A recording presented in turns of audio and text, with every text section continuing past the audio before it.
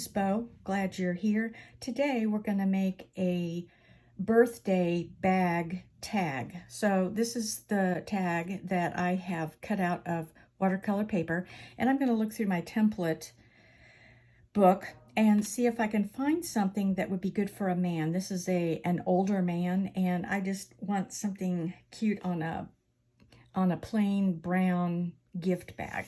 So as I look through here, I don't see anything yet, but I know that I've made something that would work well for a man. This would be great for kids, great for a lady.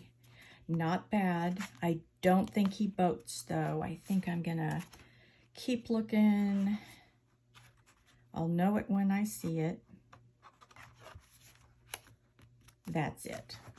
We're gonna make this, put the balloons and the happy birthday on this tag, and then the bag will be ready for the birthday party tomorrow.